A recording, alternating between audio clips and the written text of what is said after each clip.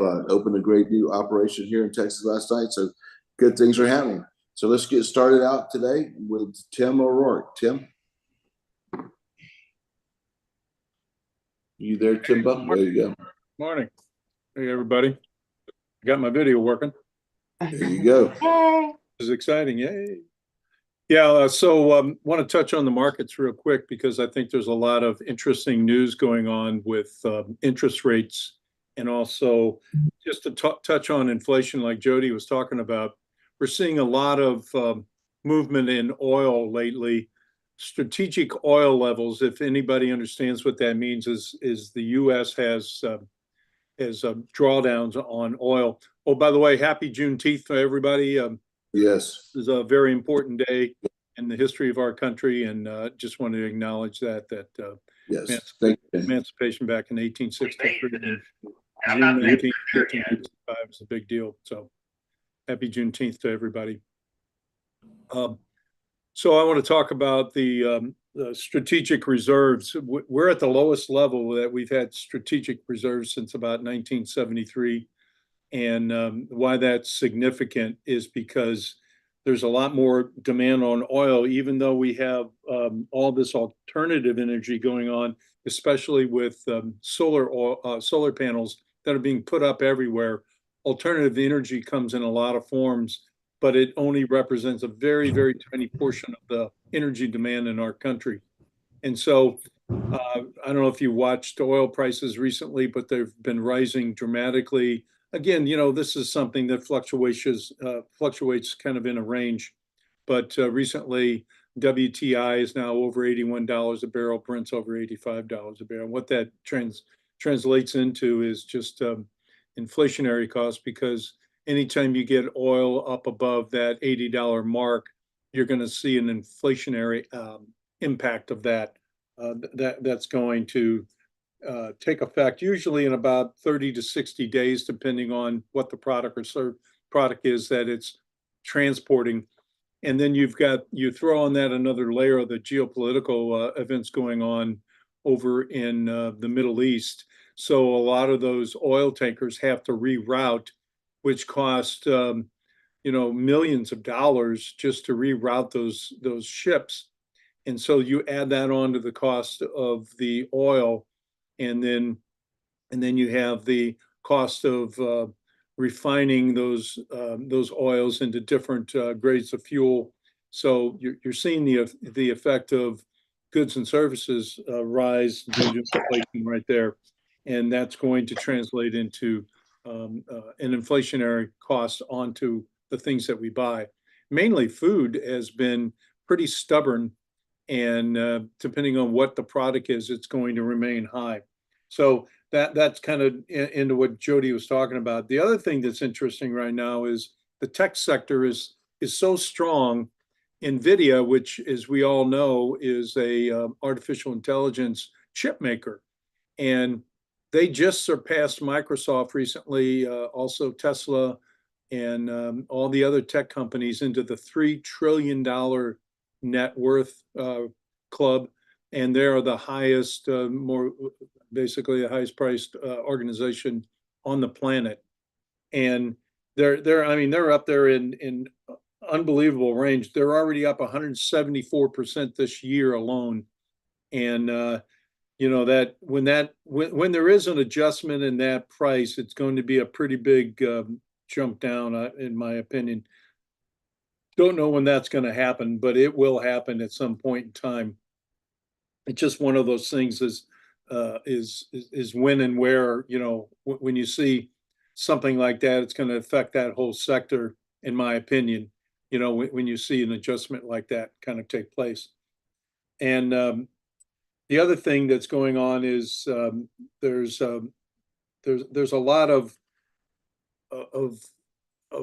unknowns over there with the Russia-Ukraine thing, the war with Israel and Lebanon is also now popped up, and so there's a lot of impact on that from a lot of logistics points of not only the impact on oil and products that are going to be moved through the the different routes over there on the seas, especially in the oil routes, but also the impact of, what the defense spending is, and I think the defense stocks are really good. The oil stocks are really good areas. The tech stocks are really strong, but the rest of the S&P is sort of weak, you might say.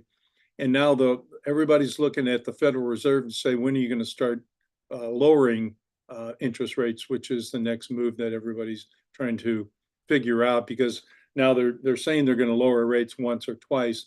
I think there's some political aspect to all that of are they trying to help the Democrat Party stay in power? Who knows? I mean, there's a lot of jitter jatter about all that kind of stuff. The Bank of England recently said that they think their inflation is now back under or around 2%. Of course, they're discounting oil, and they're taking certain things out of there. But the real truth is, we still have really serious inflation today, and it's not going away. So that kind of goes into our whole agenda.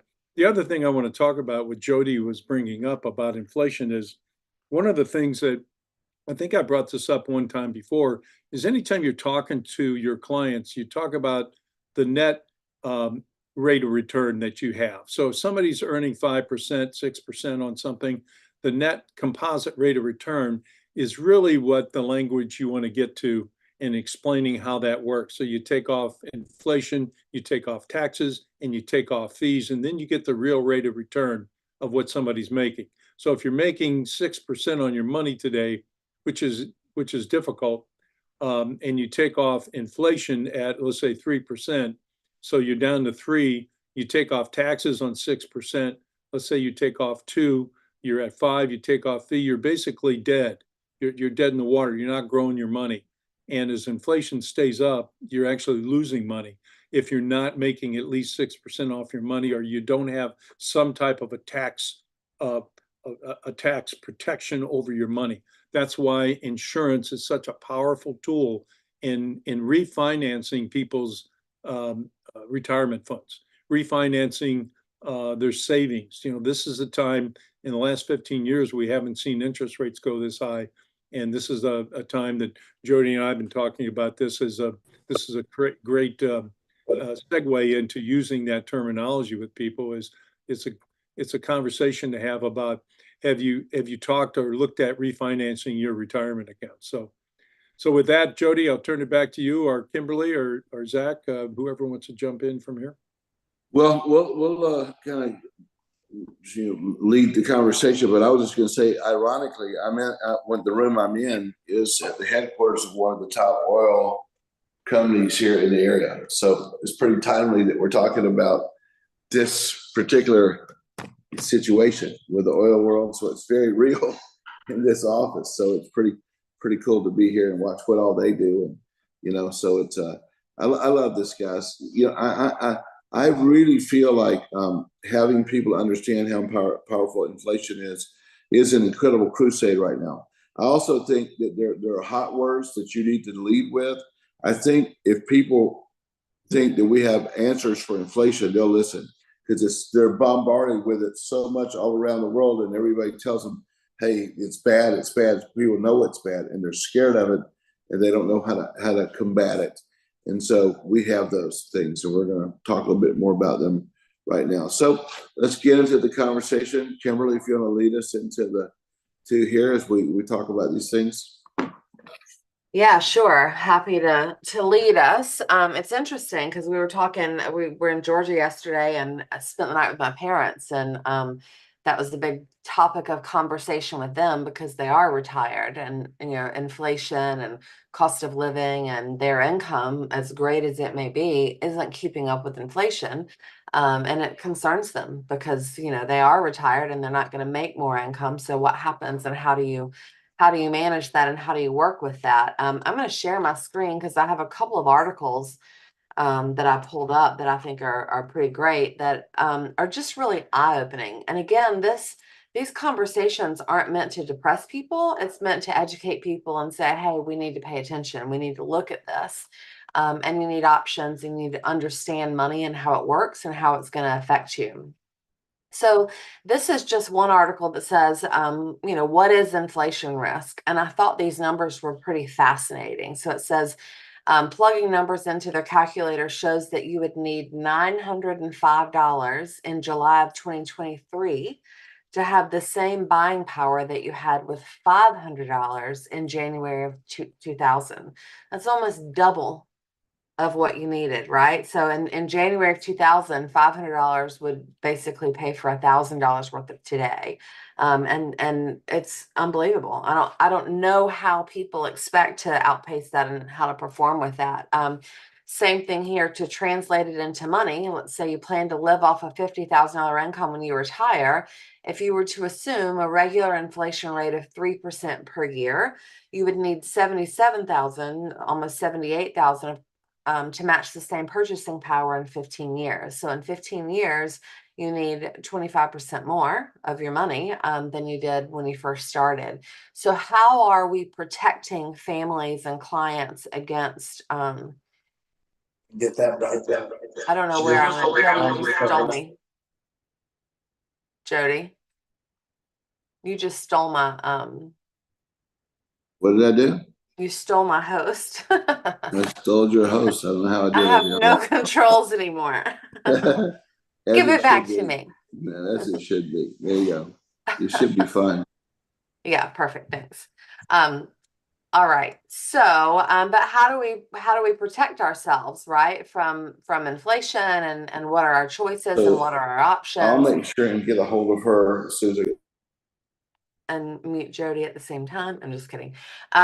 So this was a really interesting too, the effects of inflation on retirement savings. So this is just saying that $100 obviously equals $100. In 10 years, that same $100 value is going to be worth $44 based on inflation.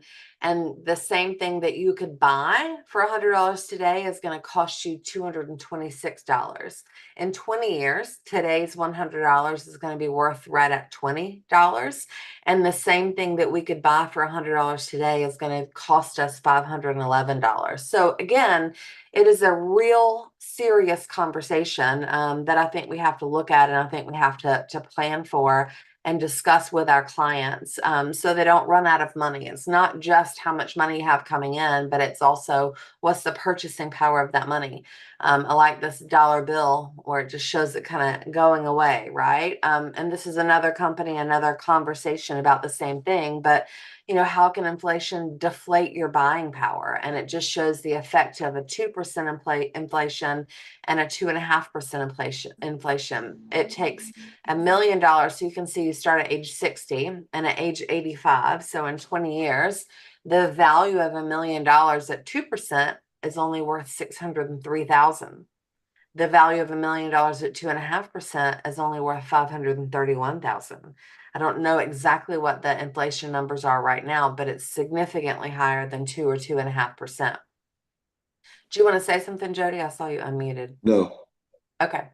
What are your options? What are your choices? Obviously, most people feel the inflation risk in cost of goods and cost of services. And I hear people all the time right now, especially complaining about their grocery budget. And a lot of people now shop online, right? So they'll do Walmart pickup and things like that. So they can compare the purchases of exactly the same goods 5 years ago versus now. And when they put them online, it's staggering. So you can see the effect of that just in our everyday lives and what we're paying for. So how can we plan to offset inflation? And I hope Zach's on here. I think he is, but I hope he's ready to have a conversation in a minute because he was talking about it earlier up here. But potentially you could delay claiming your Social Security benefits. We had someone that joined us a few months ago who was fantastic. I can't remember which company brought her on, but she was a Social Security, or actually I think Tim did. But she was a social security benefit specialist, and the information she gave us was fascinating. And she told us just what this says is if you delay benefits from age 62 to age 70, you could increase those benefits by about 77%. That's pretty strong. Obviously, you got to make sure that you have longevity and you plan on living, and there's a lot of other things to take into account, but it's still an important at least tool that you can do to kind of ladder your income. You can invest for growth and rebalance regularly to make sure that you're in the right things. But I thought this was really important. Both of these articles says consider the role of annuities. So these contracts, long-term investments designed for retirement purposes, typically issued by insurance companies, can be indispensable in your retirement toolbox. It's a conversation that we need to continue having, especially in light of inflation and the situations where we are right now. So, annuities are the only part of the larger set, obviously, but it is an important part to provide you with a fixed income for life, portion of your income. And then I'll throw this back up over here because I'm pretty sure this one said something about annuities as well. Yeah, investment options and annuities. How can you protect your money from inflation? And one of the very first things it says is annuities. And annuity is an insurance product that converts a lump sum premium into a stream of income payments. That's as simple as you could ever understand that and have it put. And some annuities allow for inflation adjusted income through the years. So you can plan for that and say, I want to plan for a 3% raise every single year to outpace inflation. And there are different strategies like like layering your annuities and things like that allow you to do so. But I'll stop the share. And then, Zach, do you want to have a conversation really quickly? You were talking earlier about annuities and how important you felt like it was in protecting yourself from, inflation and at least a part of your financial plan. Yeah, so Tim's used the words refinancing your retirement a lot in some of the talks that he's had, and that may just go right past some folks as far as what that actually means.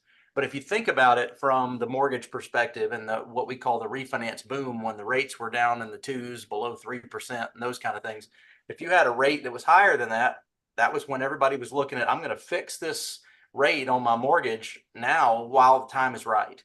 And I really think the thing that people don't understand is right now with interest rates being high, right, on that side of the world, that means that these guaranteed rates with these annuity providers are higher.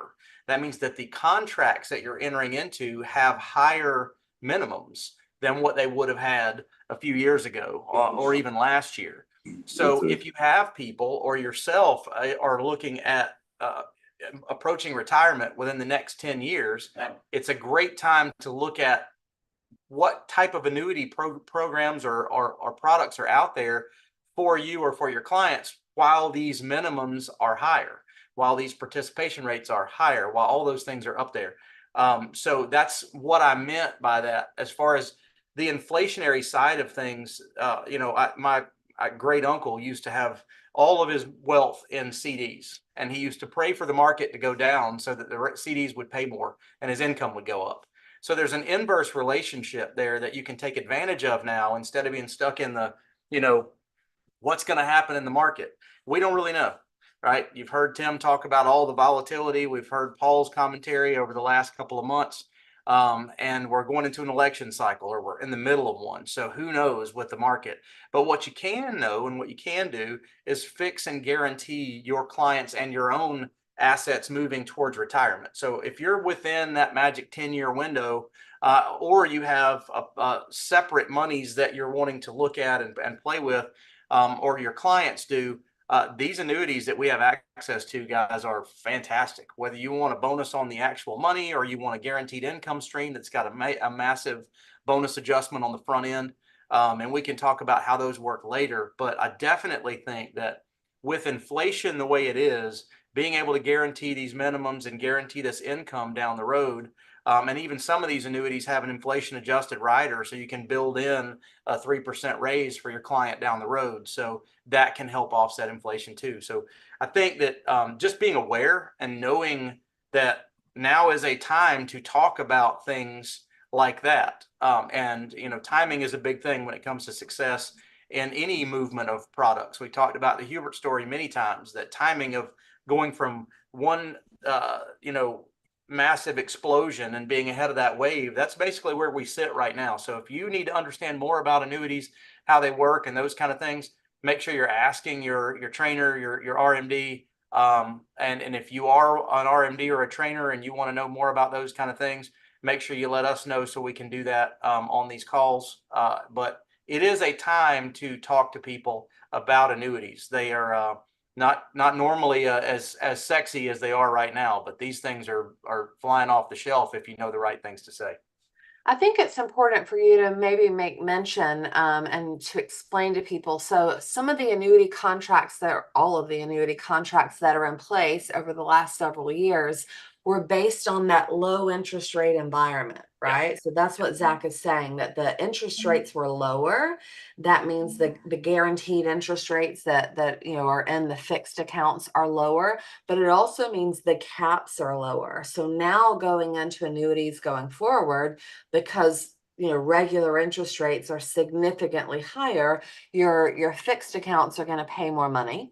But you also are going to have higher caps on those indexes. And I think the interesting thing to understand is that, all of our annuities are based off of our anniversary date. So when we put this money in that particular product, that's what sets the rules for that 10-year period, if you will, right? So even though interest rates are better now, and caps are better now on new products, the older products that were in at a different period of time are not going to mimic the changes of the new products. They might go up some, but it's not going to be nearly what the opportunity for growth in today's annuities are based on where they went in. Would you agree with that, Zach? Absolutely. That is the difference, right? That's kind of what I'm talking about. And that's also something to be aware of in low interest rate environments, because you might be putting your clients in an underperforming asset or an underperforming contract. But the annuity companies always have some reason or some marketplace, and always, and we've talked a lot about the Tom Hegna paychecks and playchecks.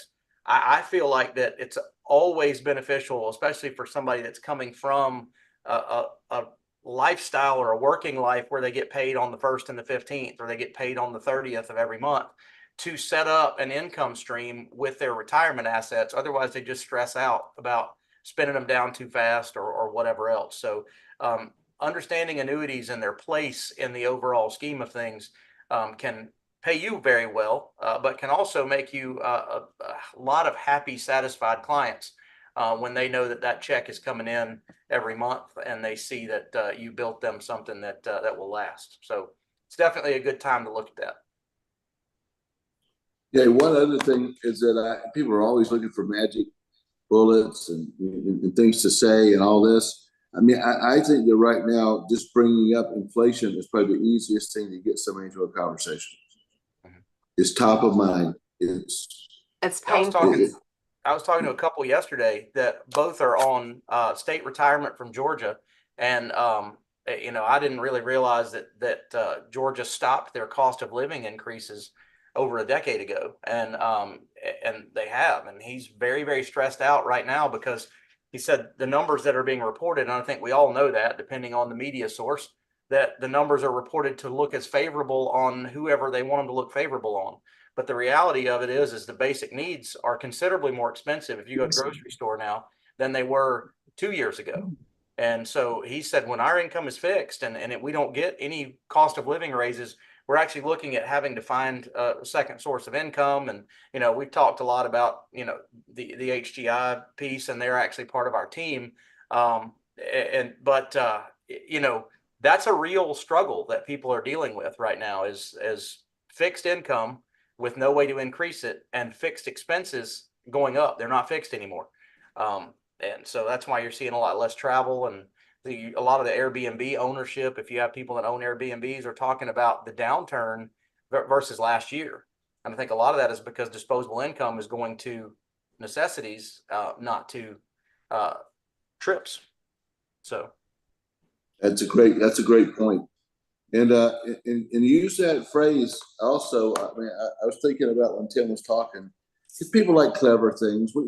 I think sometimes we try to stay away from clever things to say this because you don't want to be too cute, but I do think if you're talking to people, say, hey man, have you heard about the refinance revolution that's taking place right now? If you say that, people are going to go, what in heaven's name are you talking about? Nobody in their right mind would refinance a house. And you go, oh no, not refinancing your house, but refinancing retirement plans.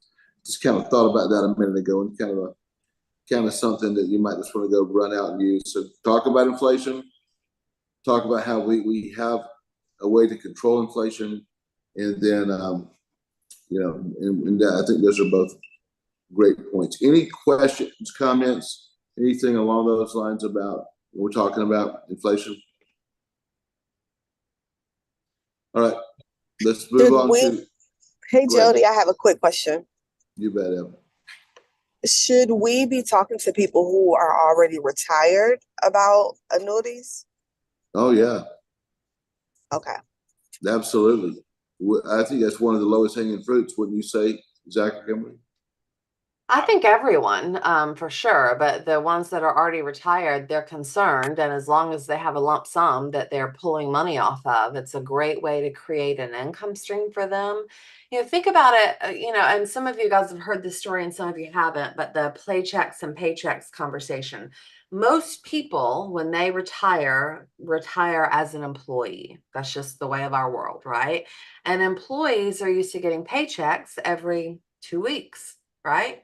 And when they retire and they've amassed whatever they've amassed to pull from as income, they're terrified to see that value in that account reduce, right? They're terrified because they don't know what's going to happen and how do I make it last and what does this look like? An annuity, putting that money or portion of that money, whatever they need to create that income stream, putting that money into that annuity is just going to guarantee their paychecks for the rest of their life. And I think that's really, really important for people that are used to getting paychecks every 2 weeks to know that they're getting paychecks every 2 weeks. The rest of that money that's not needed to create that income stream to cover their basis, play with it, right? Let's grow it. Let's make some money with it. Let's go on trips around the world. I don't care what you do, because the rest of it has already been conserved for your income stream, for your paycheck. And I think that's a huge conversation. I met with a guy yesterday, and he's got probably, when it's all said and done, closing a few businesses or selling a few businesses, he'll have right at $2 million. And he wants to retire, but he wants to not deplete his assets, and he wants to be able to make $10,000 to $15,000 a month with zero volatility, right? So does everyone. But if we remember the 4% rule, 4% of $1 million is how much? You may remember just off the top of their head. 40,000. How much? What did you say, Jody? 40K. Is it 40K? 40,000. Yeah. 4% of $1 million is 40,000. So 4% of 2 million is 80,000. That is not $10,000 a month. It is not $15,000 a month. And it's certainly not guaranteed with zero volatility. So what do I think you should do? I think you should take some of it, not all of it, but I think you should take some of it and put it into an income annuity that's going to guarantee him a minimum of $10,000 a month, regardless of what's going to happen. And the rest of it can go and it can be in a growth platform, and he can make money off of that. But he cannot wrap his head around the fact that that annuity isn't going to deplete his asset, because it is, right? But ultimately, it's such an emotional conversation with money, and it should just be math. But people can't wrap their head around it, right? So you just have to continue having those conversations and, okay, great, fine. We're going to deplete this asset. Let's replace it with an insurance policy. That insurance policy will protect your asset, right? So if it's $1 million that's going to create that income stream, we will give you $1 million permanent policy that is just for a death benefit, that when you die, you still have that asset. But while you live, you can afford to live and enjoy yourself during retirement. So it's fascinating talking to people because they know what they want, but they're also, very unrealistic. It's like Jody's saying, a lot of times people want to put $300 into a, bank on yourself life insurance policy and pull out $300,000 tomorrow. Well, of course they do. I do too, but it doesn't work that way, right? So, but anyway, interesting stories. All right, well, let's go to part two, which is about the power of, how the further you get into life, the more this particular issue, what we're the principle, becomes just a major principle. And also, sometimes people really don't understand the math of things. And there's all kinds of other things, and you'll hear Zach and Mauricio talk about the sequences of returns. And I'm not going to go off into a tangent, but there are things that you just have never thought about because no one explained them to them. It's just like the fundamentals of compound interest. I'm still blown away how in a presentation teaching compound interest can rock a room.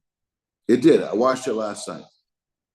The whole room was rocking just off this real animated way that I was showing compound interest, because it just doesn't make sense that 8% is 4 times as much as 4%. I mean, it just makes no sense unless it's explained to you. Same thing's true here with what we're going to talk about. Sometimes and many times it's just as important not to lose money as it is to make money, and people don't understand what that means, and it creates an unrealistic scenario. If you're in a business to where you have to expect to make 100% to grow, well, that's not a strategy. So we're going to talk about when 50% equals 100%. So let's go into that, Kimberly.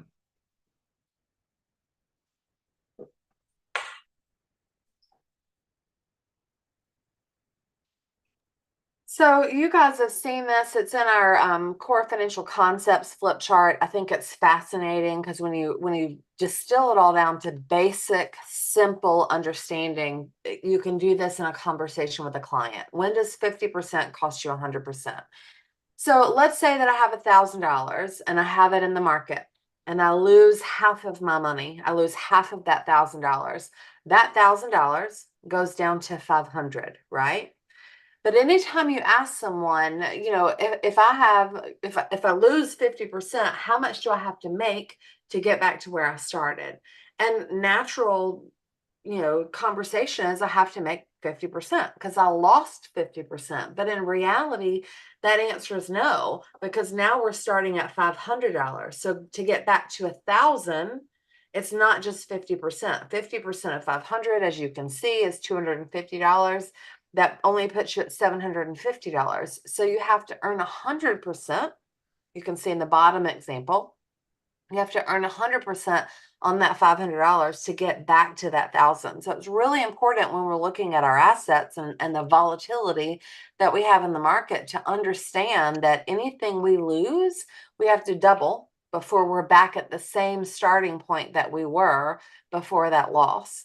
And big losses like this 50%, which is one of the reasons why Paul and his investment strategies are so important, because his goal is to be out on the biggest downs, right? He becomes very conservative because making 100% return in 1 year or even 5 years is tough. Right. So if you don't have to come back from that big of a loss, then, it's going to preserve your account value. I like to use it, in simple numbers for clients. Like they can see this and conceptually it should be easy to get, but you could easily say, take $1. If you lose half of your dollar, what is that? People, as kids, we had dollar bills and we had quarters, right? 4 quarters make $1. Really easy to conceptually remember how this works. So I have $1, I lose half of it, right? I take away 2 of my quarters, that gives me 50 cents, right? What do I have to do that 50 cents to get back to the dollar? Add my 2 quarters back, but that's 100% return. So just simple math. It's not a big concept. It actually is a really big concept, but it's not a confusing concept. When you explain that to people and you tell them that, they're like, oh, wow, I completely understand. And with this concept and with this conversation, and I know I probably sound like a broken record, and I guess it's not just annuities because IULs do this too, but annuities are going to protect your lump sum from those downs, right? Because you're guaranteed against loss in those accounts. You've got that floor every single year, but your IULs do as well. You've got that guaranteed floor. You could never lose. So, and some of you, I don't think I have one of those charts in here. Actually, I do. So this just shows you the power of indexing, and you could think about this as an annuity, or you could think about this as an IUL. But the red line is the market, up, down, up, down, up, down. The blue line is the index. So if you look, and I don't know, let's see if I can annotate this thing. I don't know, we'll see. We're gonna draw it, but if you look here, the market's going up and then it comes down, right? In your index account, that's where you start locking in those gains and you stay level before you start going back up.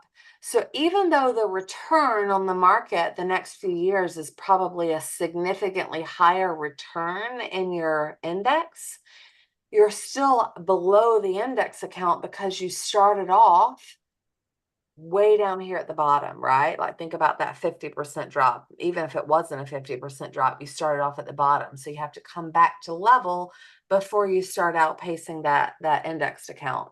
So I think these are important to look at as well. But remember, both your IULs and your annuities have that floor. And every single year that you make money on either of those accounts, you're going to lock in those gains, and that becomes your new floor. And zero's your hero in that conversation. We talk about that quite a lot.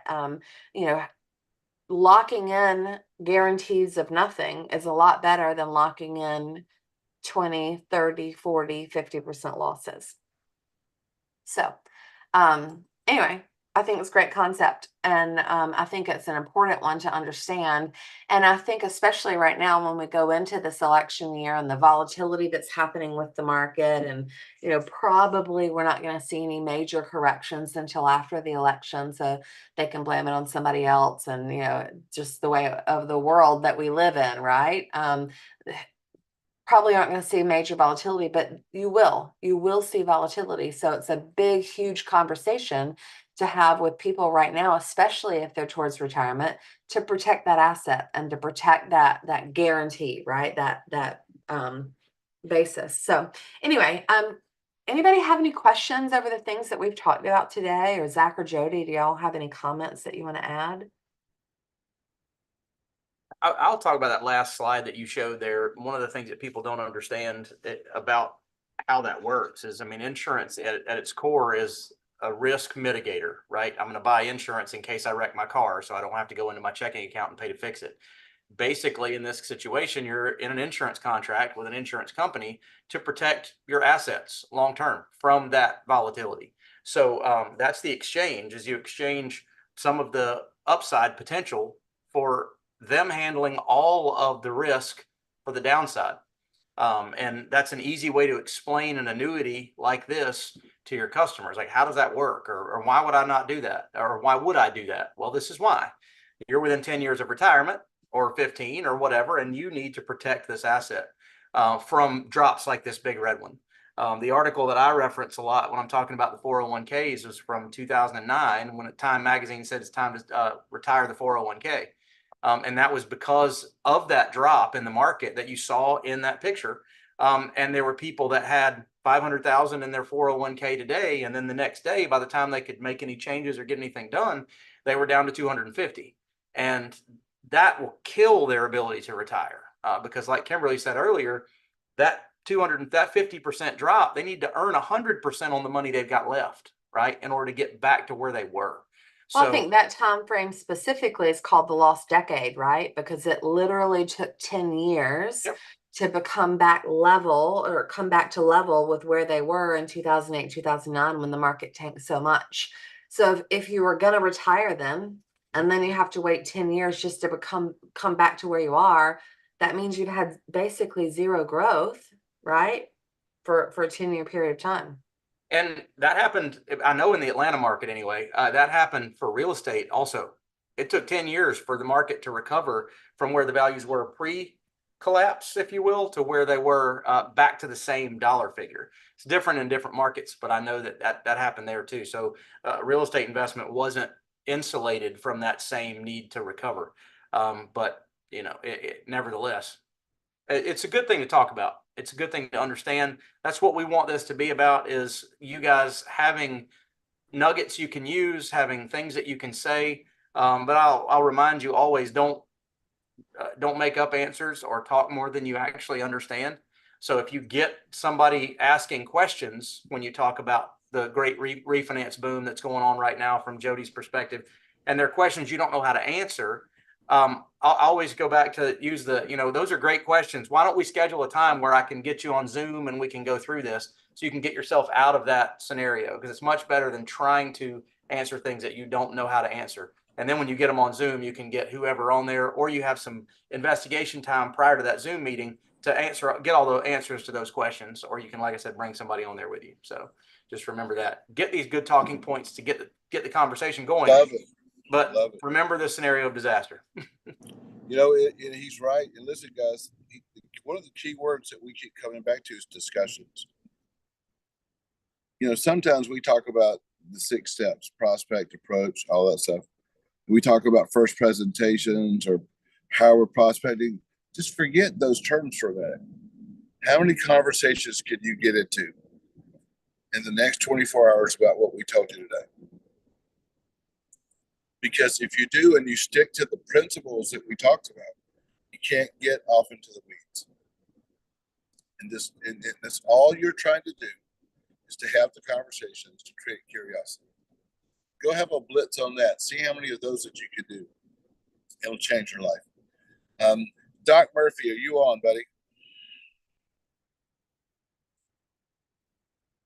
I know you're on. I don't know if you can unmute yourself or not, but you there? Can you hear me, Doc Murphy?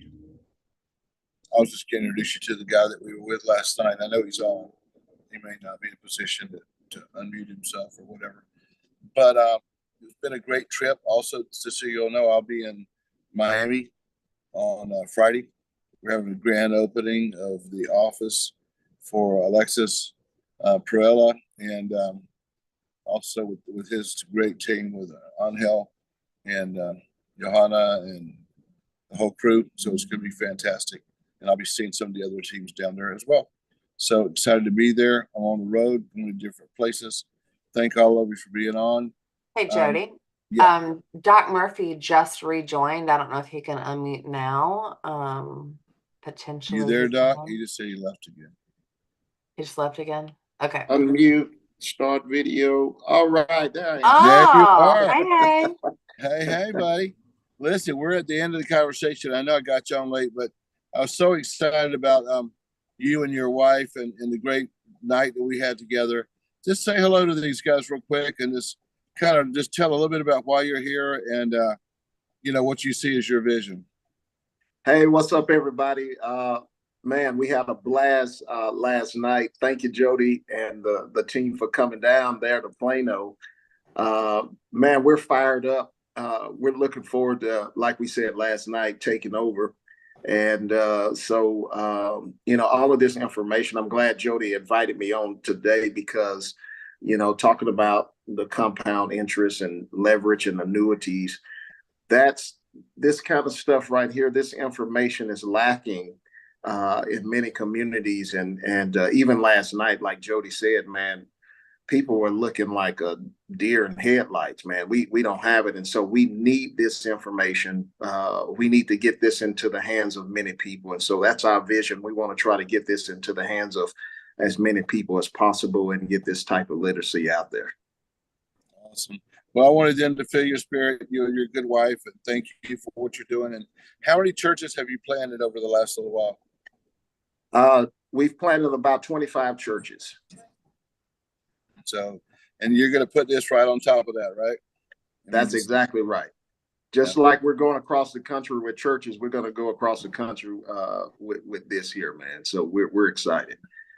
I love that. And that helps everybody, help everybody. So thanks. Appreciate you hopping on, my friend.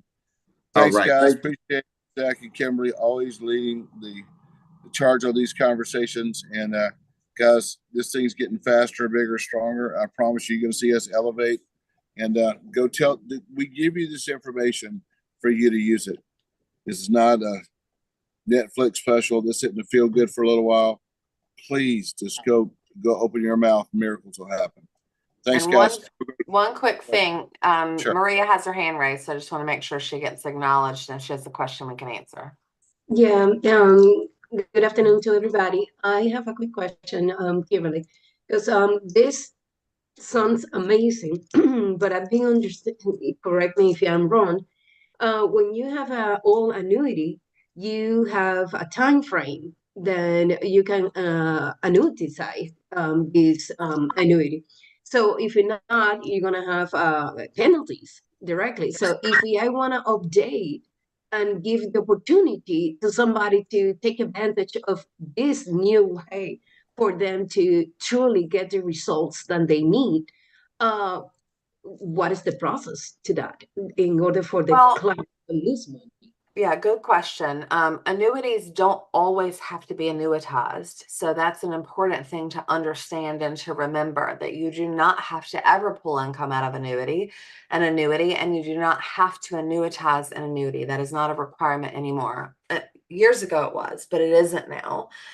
So that's not something that they have to worry about. And annuities do have surrenders. So just because I wrote a lot of annuities over the last several years, right? That would today have been better? Of course, right? Because interest rates are better and annuities are better, and it's always going to be that way. But it doesn't mean that the annuities that I wrote in the past are bad, right?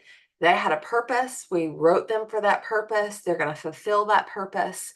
So understand that and know that you know, it was written for a reason. It was written for a purpose. If that purpose changes, or if, because things do change, or if you're out of surrender, or if a bonus can make sense to overcome a surrender for a new policy that is better now, those are times to have those conversations. But it would never be the right time to have the conversation just because this product is better than that product if it causes a big chargeback, not chargeback to you, but to them, right? As far as a surrender or something like that. So I don't know if that answers your question, but it is important.